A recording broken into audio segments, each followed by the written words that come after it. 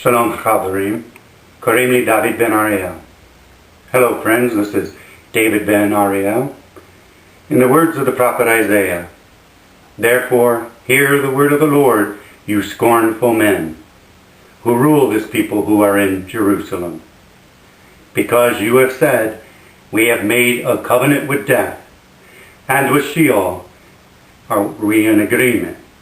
When the overflowing scourge passes through, it will not come to us. For we have made lies our refuge, and under falsehood we have hidden ourselves." Shimon Peres, the bloody vulture who initially came to power over Rabin's dead body, the perfidious president of Israel, has publicly wished President Usurper Obama at the AIPAC conference in Washington, D.C., full success and Godspeed. What a madman. Such success would mean the death of Israel and the death of the United States. Shimon Peres' schizophrenic speech, with no basis in reality except for the clear and present danger Iran poses, continued to self-righteously push the delusional peace process as something desirable, rather than a miserable failure and fraud that should be declared null and void. The irreligious Shimon Peres had the chutzpah to speak in the name of a God who doesn't believe in war.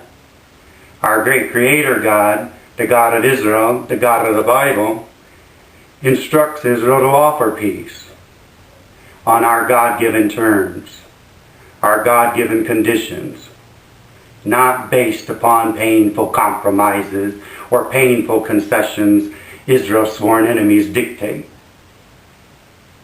And when such offers of peace are rejected, our great Creator God, the God of Israel, the God of the Bible, demands Israel enforce peace through strength, not to insanely keep trying to make peace with sworn enemies who must be defeated and driven out, as Meir Kahane courageously taught and reminded the nation of what Moses said.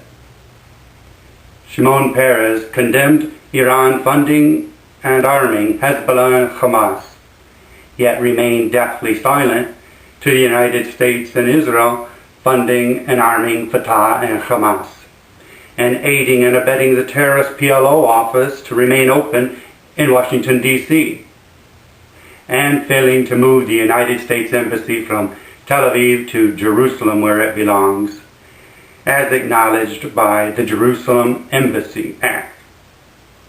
Shimon Peres accused the Iranians of trying to impose a foreign and violent ideology.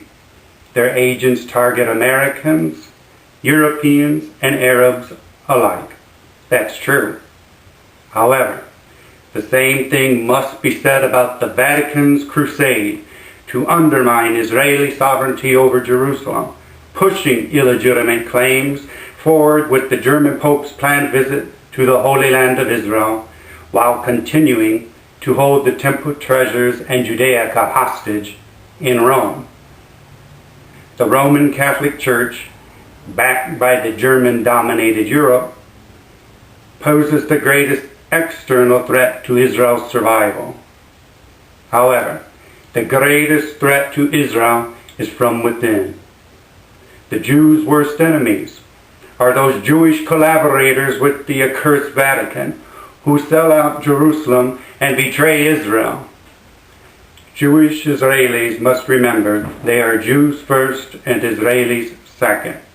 Return to the God of Abraham, Isaac, and Jacob, and go by the book.